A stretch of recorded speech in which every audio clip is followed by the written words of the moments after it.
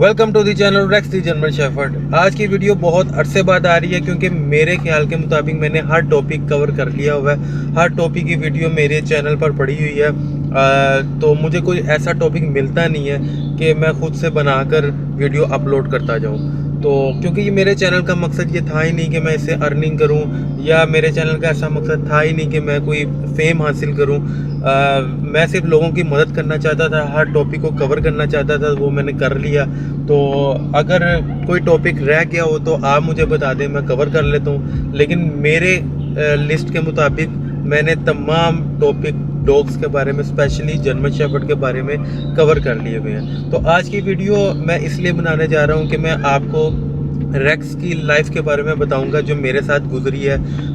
इसका बचपन कैसा गुजरा है, उसमें क्या मुश्किलात आई, किन चीज़ों को हमने फेस करना पड़ा और हमने उन चीज़ों को ओवरकम कैसे किया। अब ये बातें करने से पहले मैं 2-3 बातें आपको पहले बता दूं। उनमें से एक बात ये है कि अगर आपके डॉग को कोई प्रॉब्लम होती है ना, तो कोशिश किया करें कि हाँ, फर्स्ट एड आप दे सकते हैं उसको घर में रख कर, कि आप उसको कोई मेडिसिन दे दें। अगर उसका पेट खराब हुआ है तो आप यूट्यूब की वीडियोस देखकर या मुझसे पूछकर आप उसका 1 दिन का इलाज तो कर सकते हैं। लेकिन अगर आपके पपी या डॉग को 2 से 3 दिन गुजर चुके हैं और उसकी हालत बुरी से बुरी हो रही है, तो आपको चाहिए यार उसको फ़ौरन से पहले क्लिनिक पर लेकर जाएं, उसका इलाज करवाएं। देखिए, यूट्यूबर्स का काम होता है सिर्फ आप तक इंफॉर्मेशन पहुंचाना। अब अगर मेरे से कोई बंदा आकर क्वेश्चन करता है कि यार मेरे डॉग को ये मसला है तो मैं क्या करूं, देखो मैं किन किन चीज़ों में गाइड कर सकता हूं। मैं फर्स्ट एड में गाइड कर सकता हूं।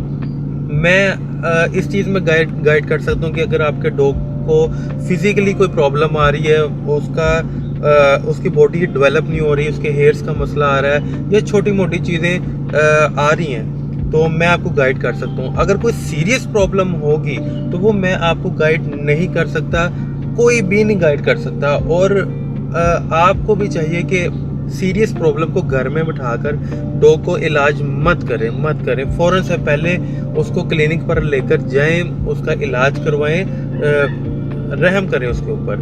तो कहने का मकसद ये है, मुझे कई भाइयों के ना मैसेजेस आ जाते हैं कि आप यार लेट रिप्लाई करते हो और इतनी देर में हमारा डॉग जो है वो बहुत बुरी हालत हो गई है या वो एक्सपायर हो गया। तो भाई वो उसमें मेरी गलती नहीं है ना। अगर उसको कोई सीरियस प्रॉब्लम थी तो आप उसको क्लिनिक पर लेकर जाओ।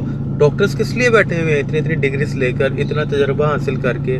वो क्योंकि उनके पास एक्सपीरियंस है, उनके पास मेडिकल सर्टिफिकेट है। तो हम वो काम कभी नहीं कर सकते। हम छोटी मोटी चीज़ें तो कर सकते हैं कि डॉग का पेट ख़राब हो गया, चलो 1-2 दिन हमने इलाज कर दिया। अब डॉग का पेट इतने दिनों से ख़राब हो गया और वो कुछ खा ही नहीं रहा 4-5 दिन से, तब भी आप उसको घर में लेकर बैठे हुए हैं। मैंने तो ऐसे ऐसे लोग देखे हैं जो पारवों का इलाज जो है वो यूट्यूब से देखकर घर में कर रहे होते हैं। यार बेवकूफ़ाना बातें हैं ये। अगर आपके डॉग को इतनी सीरियस प्रॉब्लम है तो आप घर में रिस्क क्यों ले रहे हैं? जब वो एक्सपायर होगा फिर आपको समझ लगेगी हाँ हमने गलत किया। ठीक है, ऐसा ना किया करें, फ़ौरन से पहले डॉक्टर के पास लेके जाएं ताकि उसका इलाज हो। दूसरी बात, कुछ लोग होते हैं, वो क्या करते हैं, वैक्सीन करवानी होती है पपी को, उनका जी कोई जानने वाला होता है, वो उनको इंजेक्शन दे देता है और वो घर में जाकर इंजेक्शन लगा रहे होते हैं।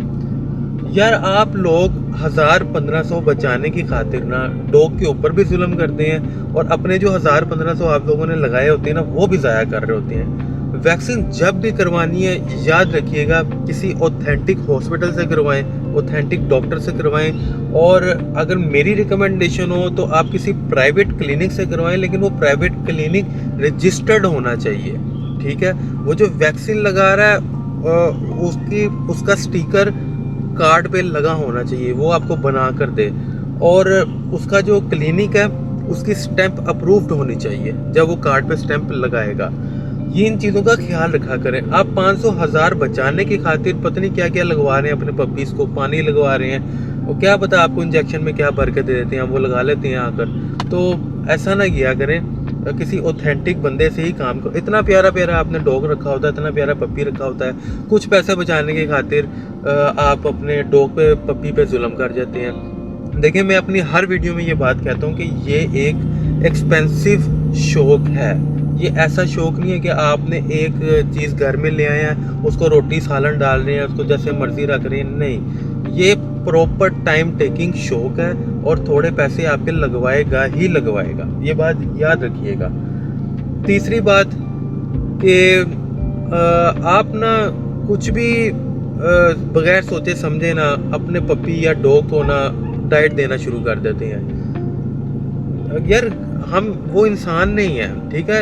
आप लोग सोचते हो कि शायद वो भी इंसान है, हमारी तरह ही रहते हैं, या किसी ने आपको बता दिया अपने डॉग को ये चीज़ डाल दो तो आप फौरी से पहले डालना शुरू कर देते हैं। मेरी कुछ बातें याद रखें, ठीक है। डॉग जो होता है ना, उसकी नेचर है गोश्त खाना, ठीक है। मीट खाना उसकी नेचर है, वो खाएगा ही खाएगा। नहीं खिलाएंगे तो आने वाले वक्त में आपका डॉग बीमार होना शुरू हो जाएगा और बहुत जल्दी एक्सपायर होने के चांसेस हैं उसकी डेवलपमेंट नहीं होगी। दूसरी बात, आपका डॉग रोटी बर्दाश्त नहीं कर सकता, आपका डॉग ने बर्दाश्त करने हैं तो चावल बर्दाश्त करने हैं, इसलिए उसको राइस दें। तीसरी बात, फाइबर को कवर करने के लिए आपने उनको वेजिटेबल्स या सैलड लाजमी देना है। चौथी बात, हमारा एनवायरनमेंट ऐसा है कि हमने गर्मी में रखना होता है अपने डॉग को।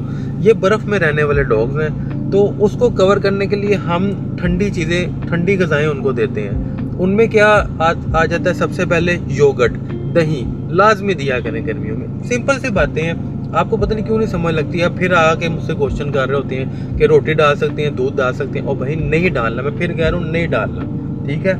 जो उसको डालना है वो आप खुद पी लिया करें। खैर, अब आते हैं हम अपने मेन टॉपिक की तरफ कि रेक्स और मेरी जर्नी कैसे स्टार्ट हुई। बेसिकली एक डॉग है वुल्कैन रेम्स्की, ठीक है। अगर आप गूगल पे भी सर्च करेंगे तो डॉग का ना नाम आ जाएगा। मुझे ये डॉग ना बहुत पसंद था, बहुत पसंद था, क्योंकि ये चैम्पियन भी था और जर्मनी से इम्पोर्ट था ये। तो मेरी विश थी कि मैं जब भी अगर जर्मन शेफर्ड लूँ ना तो इस ब्लड लाइन से लाजमी लूँ।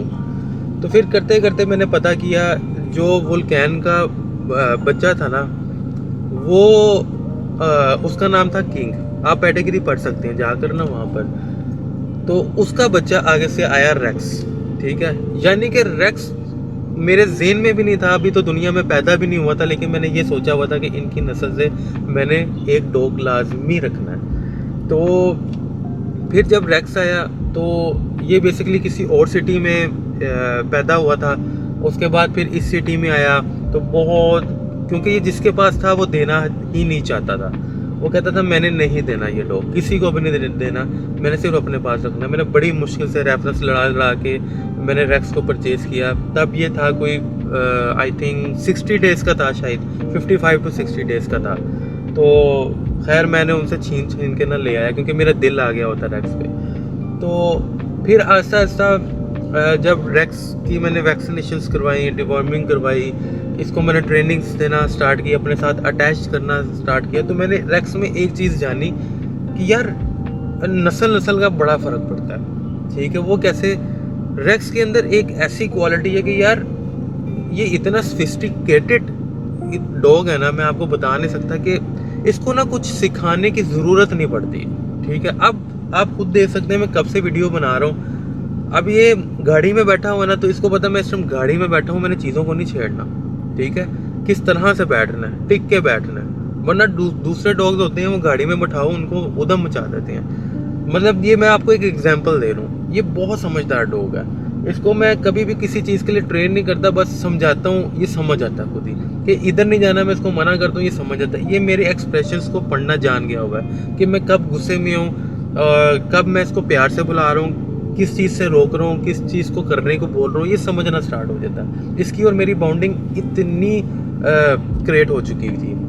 अच्छा, फिर एक वक्त ऐसा आया कि मैं जॉब पे जाता होता था, तो पीछे रेक्स होता था। तो एक दिन ऐसा हुआ कि अचानक मैंने घर आया हूँ और मैंने देखा कि मेरे रूम में ब्लड ही ब्लड, इतना ब्लड कि मैं आपको बता नहीं सकता। यहाँ तक कि दीवारों पर ब्लड होगा। अगर मेरे पास पिक्चर्स हुई तब की तो मैं ज़रूर शेयर करूँगा। मैंने अचानक अगर देखा तो रेक्स की लेग पर, पिछली लेग पर इतना बड़ा कट लगा हुआ और बाकायदा हड्डी नज़र आ रही अंदर से। और तब इसकी एज थी आई थिंक 5 to 6 मंथ्स के राउंड अबाउट इसकी एज थी, या इससे भी छोटा था, मुझे अब ठीक से याद नहीं, आई थिंक 4 to 5 मंथ्स का होगा। तो मैं परेशान, तो लेकिन इसकी सांसें तब चल रही थी। मैं इसको लेकर गया डॉक्टर पे, फ़ौरन ट्रीटमेंट शुरू हुआ इसका। इसको ब्लड लगा बाकायदा, इनका भी ब्लड होता है, आई थिंक उसको XYZ के नाम से कहते हैं कुछ।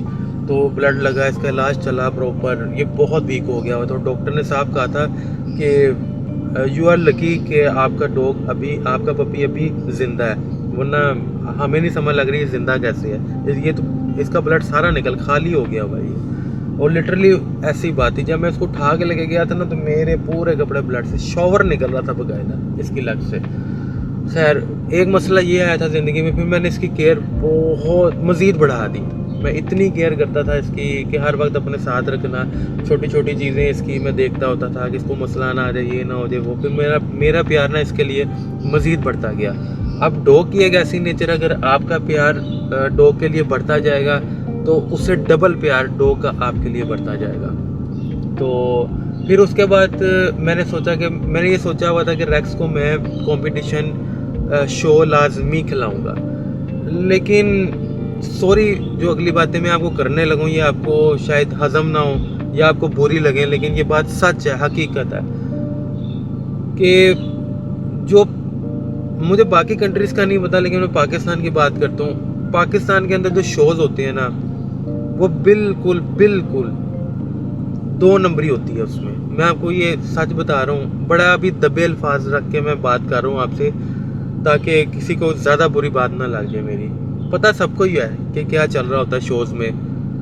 तो दुश्मनदारियाँ बहुत ज़्यादा शुरू हो जाती हैं, कंपटीशन बहुत ज़्यादा शुरू हो जाते हैं, पर्सनल होने लग जाती हैं लोग, मतलब बड़ा अजीब सा एक सिस्टम है। फिर मैंने सोचा कि नहीं यार, ये अब मेरे साथ इसकी अटैचमेंट ऐसी है कि ये मेरा एक फ्रेंड बन चुका है, और उसको मैं क्या फ़ायदा मैं इसको कंपटीशन खिलाऊँ। उसको थोड़ी ना पता है कि यार मैं कंपटीशन जीत कर मुझे खुशी होनी है, उस बेचारे को क्या पता। तो मैंने सोचा यार छोड़ो, अल्लाह का शुक्र है मेरे पास ये चीज़ है ना, मेरे साथ अटैच्ड है, इतना ही बहुत है मेरे लिए। फिर उसके बाद हाँ, एक प्रॉब्लम मैंने इसकी फेस की थी कि जब ये 5 मंथ्स का था ना, उसके बाद इसके हेयर्स शेड होना शुरू हो गए हुए थे। तो पहले मैं ये समझ रहा था कि शायद जब उसको वो कट लगा था ना बड़ा, तो उसकी वजह से इसको इतनी वीकनेस हो गई हुई है कि इसके हेयर्स प्रॉपरली शेड हो रहे हैं, और ये बहुत वीक होता जा रहा था। लेकिन फिर मैंने बड़े डॉक्टर से रब्ते किए, बड़े डॉक्टर्स से मैंने बात की, कुछ एक्सपीरियंस्ड भाइयों से बात की। उन्होंने कहा कि ये कुछ जर्मन शेफर्ड्स में ये फेस आता ही आता है कि उनके 5 मंथ से लेकर 9 मंथ्स तक उनकी जो होती है ना एज, वो ग्रोइंग पीरियड में होती है। तो उस दौरान ये अपने हेयर्स शेड करते हैं, उस दौरान ये थोड़े वीक हो जाते हैं। बस आप इसको एक्सरसाइज करवाएं, इसको खुराक दें। आप यकीन करें कि यार मैं अपने ज़रूरी से ज़रूरी काम छोड़ देता था, और इसको लाजमी वॉक पे लेके जाना, लाजमी इसके साथ खेलना, लाजमी इसको खाना डालना। मैंने आज तक किसी बंदे को ये नहीं कहा कि यार रेक्स को जाकर खाना डाल दो। आज तक मेरी फैमिली मेम्बर में भी किसी ने भी रेक्स को खाना नहीं डाला। ये मेरा फ़र्ज़ है और मेरी ही जिम्मेदारी है। मैं अपने 100 काम सेक्रीफाइस कर देता हूँ, लेकिन ये मेरे लिए सबसे ज़रूरी चीज़ है। तो मैं यही बात आप लोगों को समझाता हूँ कि सिर्फ रखने का शौक़ ना करें, डॉग लवर बने, पेट लवर बने, फिर आपको समझ लगेगी कि एक बेज़ुबान जानवर की क्या कदर होती है। अब लोगों ने जर्मन शेफर्ड या कोई भी डॉग या कोई भी पेट एज अ डेकोरेशन पीस रखा होता है। क्या डाल रहे हैं कुछ समझ नहीं आ रहा, किस तरह केयर कर रहे हैं कुछ समझ नहीं आ रहा, कुछ पता ही नहीं है, अपनी तरफ से तजर्बे करी जा रहे हैं, बांध के रख दिया।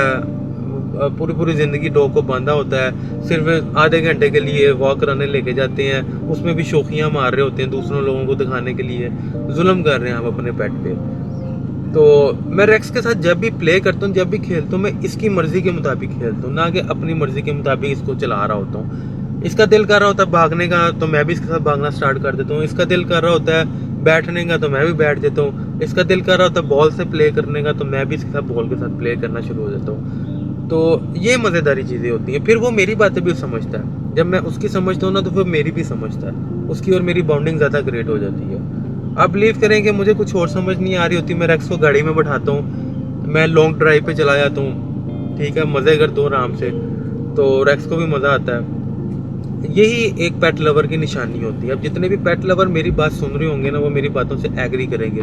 जो पेट लवर नहीं है वो ये बातें समझेंगे कि यार ये क्या कुत्ते को लेके बातें कर रहा है, ऐसे थोड़ी होता है, कुत्ते को कुत्ते की जगह पे रखना चाहिए। तो सर फिर आप कुत्ता रखो ही ना, आप क्यों जुल्म कर रहे हो उस जानवर पर? आप ना रखो, आप काबिल ही नहीं हो उस कुत्ते के। मैं सॉरी टू से बड़े हार्श वर्डिंग यूज़ कर रहा हूँ, आप काबिल नहीं हो उस कुत्ते के, ठीक है। इससे अच्छा ना उसको आज़ाद कर दो, इससे अच्छा आप जो गली के कुत्ते होते हैं ना उनको खाना डाल दिया करो, वो भी आपके साथ वफादारी कर लेंगे। लेकिन बांध के रखना या डॉग को अपनी मर्जी के मुताबिक चलाना, उसको मारना, उसको डांटना, ये किसी भी मज़हब में ये चीज़ नहीं है, किसी भी रिलीजन में ये चीज़ नहीं है। चाहे कोई हिंदू है, चाहे कोई मुस्लिम है, चाहे कोई क्रिश्चियन है, दुनिया के किसी भी रिलीजन में ये बात नहीं लिखी गई कि आप किसी भी पेट को बांध के रखो, उस पर जुल्म करो, ठीक है। तो आज की ये सारी वीडियो थी, और कुछ टॉपिक समझ नहीं आ रहा था, तो मैंने सोचा कि इन सारी चीज़ों को मैं कवर कर लूँ। तो आप मुझे बता दिया करें कि कोई भी टॉपिक अगर मेरे से छूट गया हो तो मैं वो कवर कर लूँगा इंशाल्लाह। तो चलें नेक्स्ट वीडियो में मिलेंगे, तब तक के लिए गुड बाय।